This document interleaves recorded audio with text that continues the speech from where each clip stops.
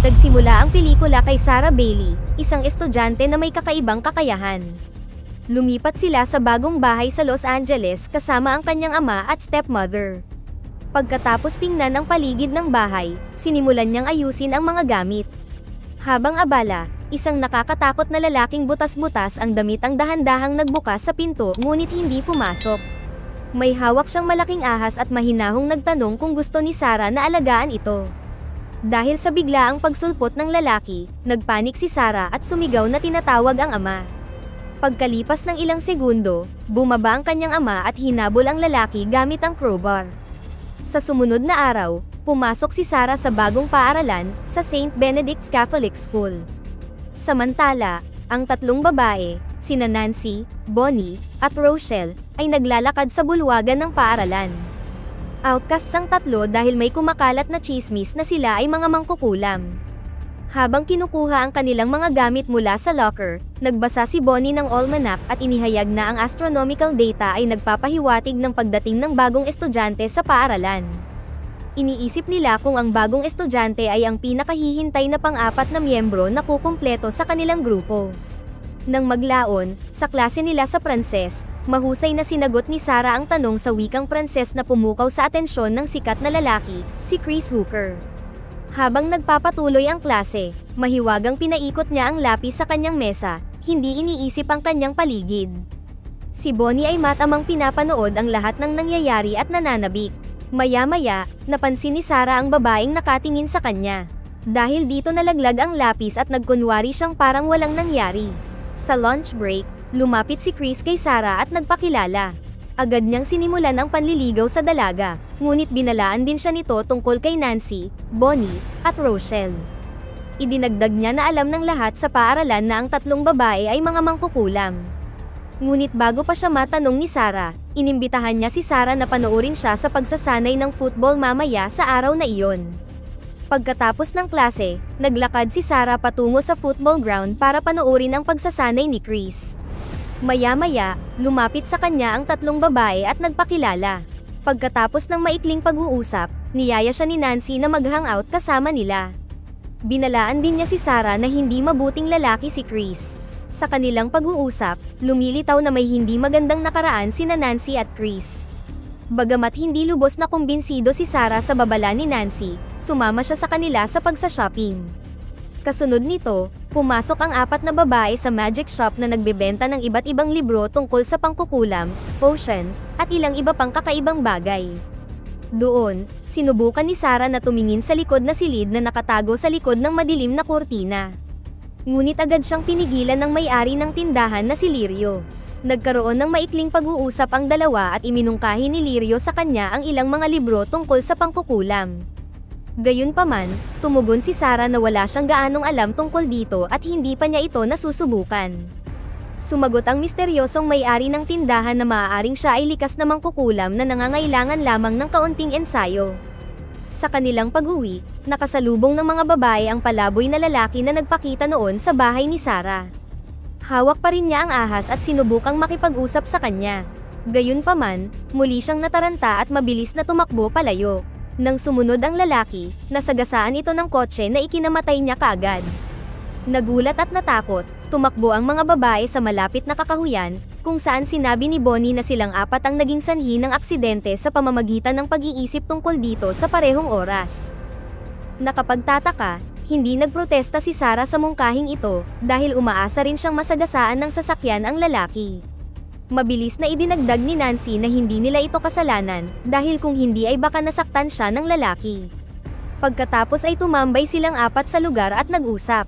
Pagkaraan ng ilang sandali, sinabi ni Nancy kay Sarah ang tungkol kay Manon, isang makapangyarihang nilalang na pinaniniwala ang sagisag ng kalikasan na siya ring patron ng pangkukulam.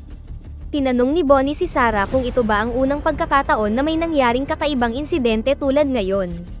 Matapos mag-isip ng ilang sandali, sumagot si Sarah na taglay na niya noon pa man ang hindi pangkaraniwang kakayahan na tumutupad sa kanyang mga iniisip.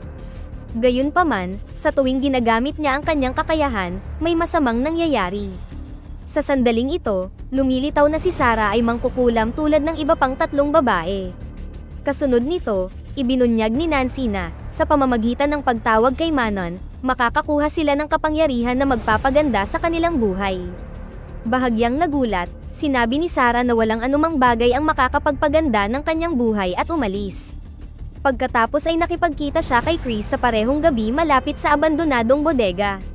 Doon, naghalikan sila at inanyayahan siya ng lalaki sa kanyang bahay, ngunit tumanggi siya at umuwi. Kinabukasan sa paaralan, ipinaalam ng mga babae kay Sarah na si Chris ay nagkalat ng chismis na may nangyari sa kanila ni Chris at si Sarah ay walang kwenta sa kama. Galit na galit, kinumpronta niya si Chris sa harap ng mga kaibigan niya. Sa kanyang sorpresa, ipinagpatuloy ni Chris ang pagkukunwari at sinabing ayaw niyang lumabas muli kasama niya, at tinawag pa siyang kaawa-awa. Ininsulto din siya ng mga kaibigan niya, na nagudyok sa kanya na umalis na lamang. Sa ibang lugar sa paaralan, si Rochelle ay nasa swimming practice kasama ang ibang mga babae. Malapit na siyang mag-dive nang biglang sumigaw ang estudyanteng nagngangalang Laura para guluhin siya. Ito ay naging sanhi ng pagbagsak niya ng patag sa ibabaw ng tubig. Nang maglaon, habang nagpapalit, tinanong siya ni Rochelle kung bakit niya ito ginagawa. Nagalit siya nang sabihin ni Laura na hindi niya gusto ang mga itim na tao at umalis. Samantala, pumunta sa ospital si Bonnie kasama ang kanyang ina. Siya ay nagnanais na magpagamot gamit ang bagong pamamaraan ng paggamot para sa lahat ng paso sa kanyang likod. Bagamat hindi ginagarantiyahan ng doktor na ang pamamaraan ay ganap na magpapagaling sa kanya, nagpasya si Bonnie na ituloy ito. Nang gabing iyon, pumasok si Nancy sa kanilang trailer park na bahay, kung saan nagtatalo ang kanyang ina at stepfather tungkol sa pagkawala ng kuryente. Halatang naghihirap ang kanyang pamilya, ngunit wala siyang magawa para mapabuti ang sitwasyon. Kinabukasan, pumunta sina Sarah, Nancy, Bonnie, at Rochelle sa malapit na kakahuyan at gumawa ng spell. Ang bawat isa ay naglagay ng sariling dugo sa tasa at ininom ang pinaghalong alak at dugo. Pagkatapos, humiling si Rochelle na makapaghiganti kay Laura, habang hinihiling ni Sarah na mahalin siya ni Chris. Sa kabilang banda, nais ni Bonnie na maging kaakit-akit siya, at nais ni Nancy na magkaroon ng kapangyarihang baguhin ang katayuan sa lipunan. Biglang lumitaw ang maraming paru-paro kung saan nakaupo ang mga babae, na nagpapakita na ang kanilang patron na si Manon ay nakikinig sa kanila. Maya-maya sa paaralan, bawat isa sa kanilang mga spell ay nagkaroon ng bisa. Biglang nine-love si Chris kay Sarah at ipinagtapat nito ang pagmamahal sa kanya. Sa oras ng tanghalian, nagnakaw si Sarah ng hibla ng buhok mula kay Laura at palihim na gumawa ng isa pang spell. Nang gabing iyon, napansin ni Rochelle ang larawan ng babae sa mesa ni Sarah at nagtanong kung sino siya. Sumagot si Sarah na ang kanyang ina ang nasa larawan. Pagkatapos ay napag-alaman na si Sarah ay dumaranas ng depresyon, na talagang seryoso dahil tinangka na niyang magpakamatay noon. Ang kanyang depresyon ay sanhi ng paninisi niya sa kanyang sarili, dahil namatay ang kanyang ina sa panganganak sa kanya. Sa kabilang banda, hiniling ni Bonnie kay Manon na alisin ang kanyang mga peklat. Kinabukasan sa pagsasanay sa paglangoy, tinanggal ni Laura ang kanyang sombrero at napansin na nalalagas na ang lahat ng kanyang buhok. Dahil dito, perpektong nagdive si Rochelle mula sa board, na hinangaan ng tagapagsanay. Samantala, nasa ospital si Bonnie kasama ang kanyang ina para sa follow-up check-up. Sinuri ng doktor ang kanyang mga peklat, at lahat ay nagulat nang makitang ganap na silang gumaling. Nang maglaon, pumasok siya sa klase na puno ng kumpiyansa habang nakatitig sa kanya ang lahat. Nang gabing iyon sa bahay ni Nancy, nakipagtalo ang stepfather niya sa kanyang ina at sasaktan na sana siya nang sigawan siya ni Nancy.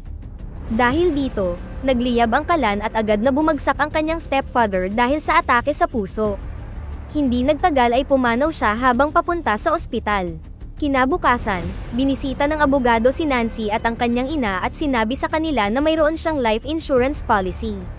Dahil dito, makakatanggap sila ng $175,000 na gagamitin nila para umalis sa trailer park at makakuha ng bagong apartment.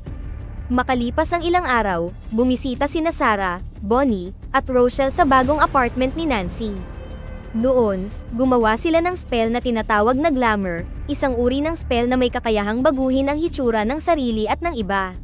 Lumipas ang ilang linggo at ang mga babae ay pumunta sa dalampasigan kung saan sila ay nakatayo sa bilog at sinubukang magsagawa ng spell para tawagin ang espiritu ni Manon. Pagkaraan ng ilang sandali, isang malaking bagyo ang dumagsa sa kanilang paligid at si Nancy ay tinamaan ng kidlat, na nagpatumba sa kanilang apat at nawalan ng malay. Nagising sila kinaumagahan at nakita si Nancy na naglalakad sa tubig. Sinabi niya sa iba na nararamdaman niya si Manon sa loob ng kanyang katawan. Pagkaraan habang nagmamaneho pa uwi, nagsimulang magtanong si Sarah kung ano ba talaga ang kanilang ginagawa at iniisip niya na nasusobrahan na sila. Sinabihan siya ni Nancy na umalis sa grupo kung hindi siya masaya, ngunit ayaw ni Sarah na gawin iyon. Pagkalipas ng ilang araw, nadatnan ni Rochelle si Laura na umiiyak sa shower, dahil nalagas ang halos lahat ng kanyang buhok. Nagsimula siyang makaramdam ng konsensya para sa ginawa nila sa kanya at tinanong ang sarili kung lumampas ba siya sa limitasyon. Nang gabing iyon, tinawagan ni Chris si Sarah at nakiusap na samahan siyang maghapunan at nag-aatubili siyang pumayag.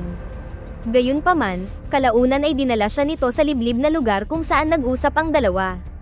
Si Chris ay nasa ilalim ng epekto ng spell ni Sarah dahil siya ay sumasang-ayon lamang sa anumang sinasabi sa kanya nang hindi man lang nag-iisip. Pagkatapos ay sinubukan nitong yakapin siya sa likod ngunit sinabihan siya ni Sarah na huminto. Agad na bumaba si Sarah sa sasakyan ngunit sinundan siya nito at pilit na pinagpipilitan ang sarili sa kanya. Sa kabutihang palad, naitaboy niya ito at tumakas sa kakahuyan patungo sa bahay ni Rochelle. Pagkatapos ay sinabi niya sa lahat ang nangyari. Kasunod nito, dumating si Nancy sa party kung saan paparusahan niya si Chris. Dinala niya siya sa kwarto sa itaas at sinubukan siyang akitin, gamit ang glamour spell para magmukhang si Sarah. Lasing at tulala, hinalikan siya ni Chris at nagsimula silang maging intimate. Ngunit pagkaraan ng ilang sandali, gulat na gulat niyang pinagmamasdan ang babaeng kasama niya na naging si Nancy. Inakusahan siya ng huli na ginagamit ang mga babae bilang mga bagay at mahiwagang itinapon siya sa labas ng bintana. Sa kasamaang palad, ito ay humantong sa kanyang kamatayan. Kinabukasan, ipinagdalamhati ni Sarah ang pagkamatay ni Chris at sinubukang gawan ng binding spell si Nancy para pigilan siyang saktan ang mga tao o ang kanyang sarili. Nagkaroon siya ng bangungot tungkol sa iba pang mga babae na lumipad patungo sa kanyang bahay at inatake siya. Sa paaralan, nagtago siya sa palikuran ngunit kinumpronta siya ng iba. Binantaan siya ng mga ito at sinabihan siya ni Nancy na ihinto ang pagtatangka sa kanya ng mga binding spell. Desperado, nagtungo si Sarah sa magic shop para humingi ng tulong kay Lirio. Dinala siya ng may-ari ng tindahan sa silid sa likod at sinabing mayroon siyang napakalaking kapangyarihan. Ngayon, kailangang tawagin ni Sarah ang espiritu ni Manon para talunin ang iba. Nang simulan nilang tawagin ang espiritu, may sumabog malapit sa pangunahing pasukan ng tindahan. Ito ay lumalabas na isang glamour spell, ngunit sapat na ito upang mabigla si Sarah. Nagpanik siya at tumakbo mula sa tindahan habang si Lirio ay sumisigaw na bumalik siya. Sa sumunod na eksena, bumalik si Sarah sa kanyang silid at hinanap ang kanyang ama at stepmother. Bigla siyang nakatanggap ng tawag mula kay Nancy na nagsabing ang mga magulang niya ay nasa flight papuntang San Francisco. Nang buksan niya ang TV, ipinalabas sa balita na bumagsak ang eroplanong sinasakyan ng kanyang mga magulang at walang nakaligtas. Nalilito, lumabas si Sarah, at nalaman niyang napapaligiran siya ng mga ahas, insekto, at daga. Tumakbo siya sa loob, ngunit nagkalat din sila sa loob ng bahay. Dahil walang ibang mapupuntahan, nagtago siya sa banyo nang biglang sumulpot si Nancy at nawala ang lahat ng nilalang.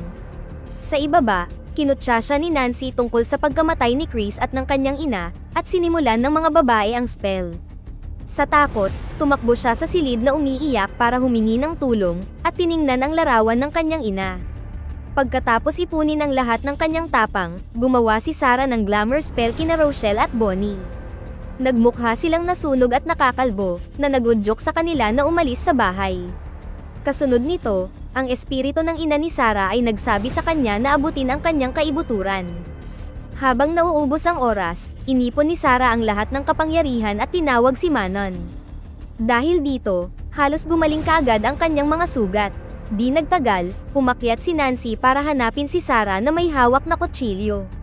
Sa kanyang pagkagulat, lumitaw si Sarah mula sa likod ng salamin, naganap na walang pinsala. Pagkatapos ay sinabi niya kay Nancy na inabuso niya ang kapangyarihan ni Manon at kailangang magbayad ng 3 beses. Sa sumunod na segundo, ang mga daliri ni Nancy ay naging ahas at may mga surot na lumitaw sa buong katawan niya. Ikinagulat niya ito, kaya humingi siya ng tawad kay Sarah, at sinabing kakalimutan ang lahat ng alitan.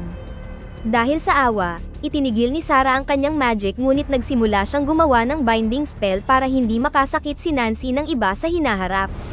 Sinubukan ng huli na tumakas, ngunit sinipa siya ni Sarah, na naging sanhi ng pagtama niya sa salamin. Pagkatapos ay kinumpleto niya ang binding spell, na nag-alis sa lahat ng kapangyarihan ni Nancy. Pagkatapos, napag-alaman na buhay pa ang tatay at stepmother ni Sarah. Kinabukasan, nang mapagtanto na wala na ang kanilang kapangyarihan, binisita ni Bonnie at Rochelle si Sarah upang subukang makipagkasundo. Ngunit nalaman nilang wala siyang gustong gawin sa kanila. Bago umalis, nanunuya silang bumulong na malamang na nawalan din ng kapangyarihan si Sarah. Gayunpaman, ang ating bida ay naglabas ng thunderstorm at halos durugin sila ng sanga ng puno. Binalaan niya ang mga ito na mag-ingat kung hindi ay baka matulad sila kay Nancy. Nagtapos ang pelikula kay Nancy na inilagay sa mental. Lumilitaw na siya ay nabaliw pagkatapos mawalan ng kapangyarihan. Dito na nagtatapos ang ating kwento.